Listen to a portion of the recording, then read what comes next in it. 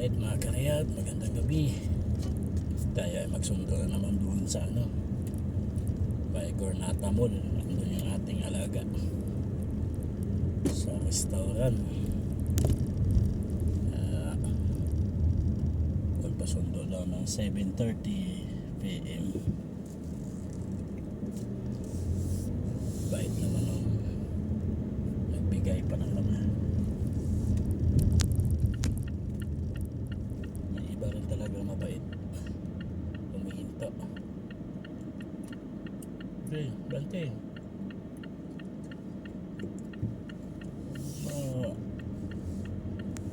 Walang pakialam ko intersection kung hindi hataw ng hataw.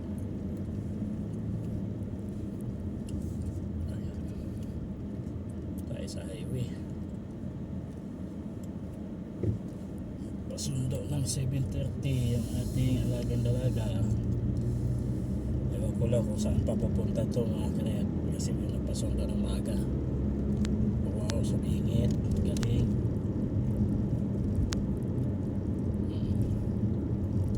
Yan yung mga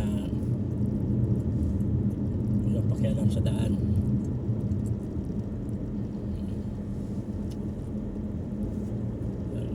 Yan yung bagong train na nakikita nyo. Yan tayo. Yan yung dito, tinatawag nilang LRT na konti lang pasahero. Yan.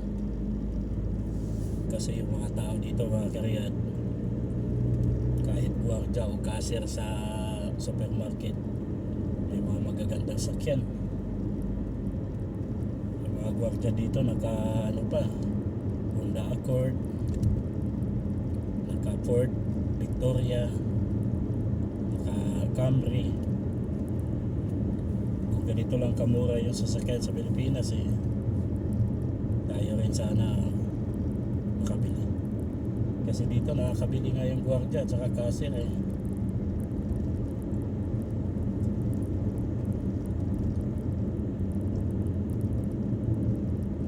Punta na tayo sa tinatawag nilang Gornata Mall,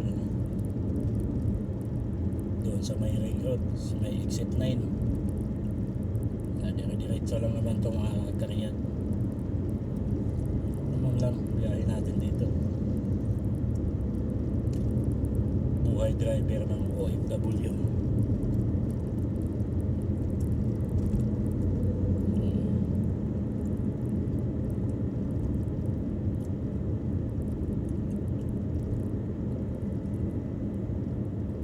Ngayon ay araw ng Merkulis. Bukas ay Huwebes. Bukas ng gabi yun sigurado magkagalaan ditong dalawang to.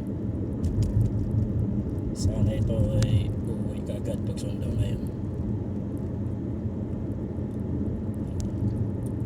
Ganito lang buhay, napitik-pitik na lang.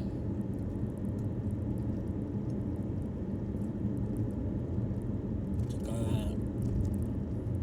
sambahan lang din yung dito, magiging amo. Mabait lang sila mga kariyat pag malapit na matapos yung kontrata mo.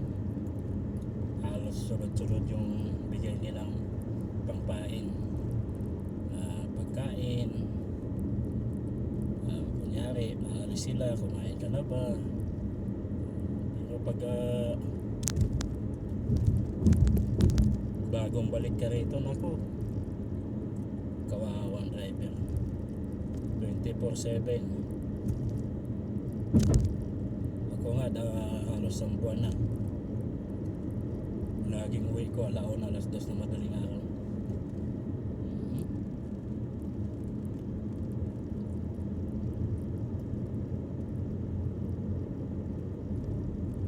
Yan ang problema dito sa Saudi, wala kang oras. Ang oras mo rito hawak nila. Kahit anong oras pwede silang malis, gumala. Saka isa pa, swertihan ng amo dito mga karet. Mayroon ding amo ditong tinuturing nga ng tauhan. Ito naman sa akin medyo okay naman kasi kahit panay ang biyahe wala naman akong masabi. Pero yun nga, tiis, natural, trabaho at ipon. Yun lang, para pag ayaw mo na magtrabaho at least may ipon ka o ano yung plano mo sa Pilipinas.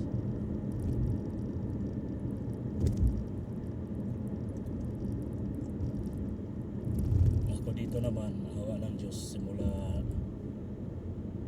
2011 dito na ako sa amo ko. Ano na ngayon, 24, next year tapos na kontrata ko rin ng 2 years, so yun rin, wala din nangyari, wala rin ipon. Kaya mas maganda kung walang ipon, di balik bukid na lang. Hawak mo pa ang oras, wala kang amo. Ganun din, nagtatrabaho ka nga, wala naman din. Pero awa ng Diyos, saka sobrang tipid-tipid ko ay konting ano naman, napunda. Konting lang punda.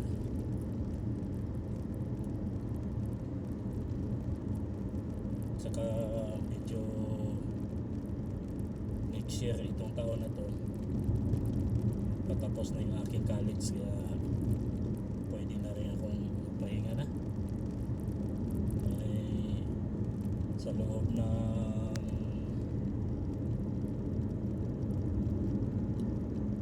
2018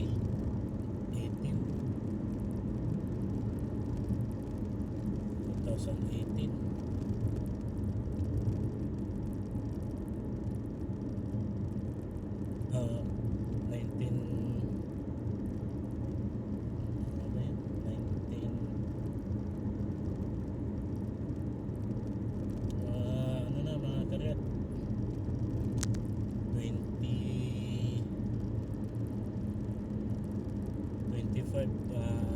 25 years ganun. Puro hawak ko Manubila kasi sa Manila ay 10 years ako. Ano pala, 25 years puro Manubila na hawak ko, kaya kailangan ko na rin magpahinga siguro kasi medyo may naramdaman na at nagkaedad na tayo. Kaya tapos na rin yung aking college sa bunso next year, awa ng Diyos. Wala na tayong pag-aralin, kaya medyo pahinga mga tayo.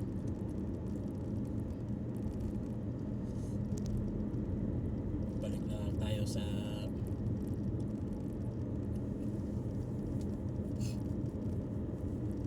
bukid muna. Alaga lang muna tayo ng mga hayop.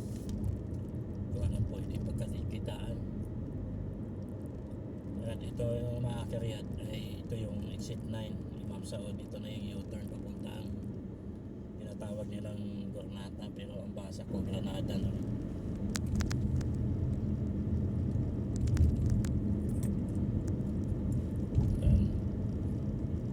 Sabi kasi niya 7:30 daw, timbaling medyo maaga tayo nakabalik.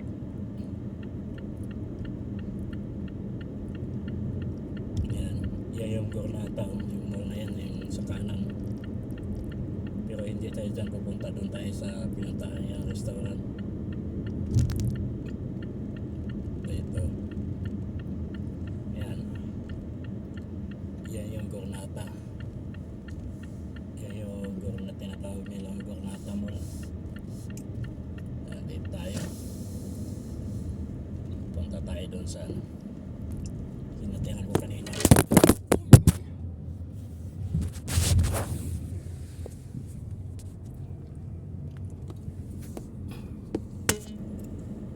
Hulog.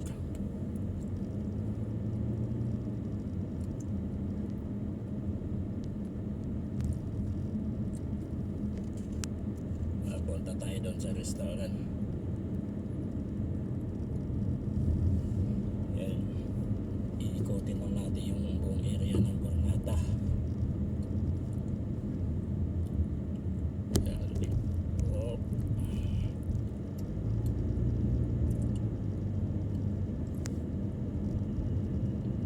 Lalaki kasi ng hams dito. Yan. May ano dyan, Starbucks, may yung Siksak, may yung mga ano, restaurant. Dyan siya. Sana may maparkingan tayo kaagad para pagkanan tayo dito. Papasok tayo ng parking ng ano, ng restaurant. Kaya yung parking nila.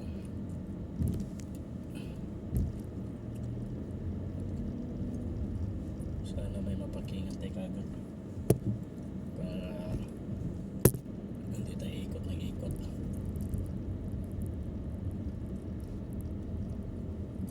Sana may ano, malayo. Hanap tayo dito.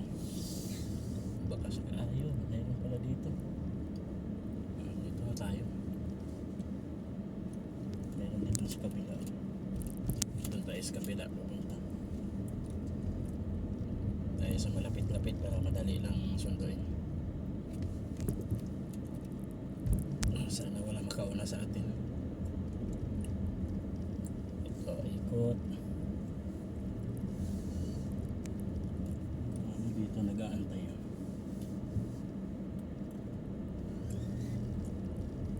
Yan. Huwag mo unahan. Ako muna. Ito. Pwede tayo dito. Yan, parking na tayo dito. Mayroon din pala doon sa kabila. Dito na tayo, baka maunahan pa tayo. Tayo.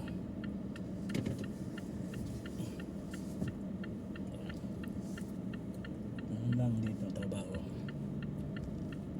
After 13 minutes, magkarating din tayo.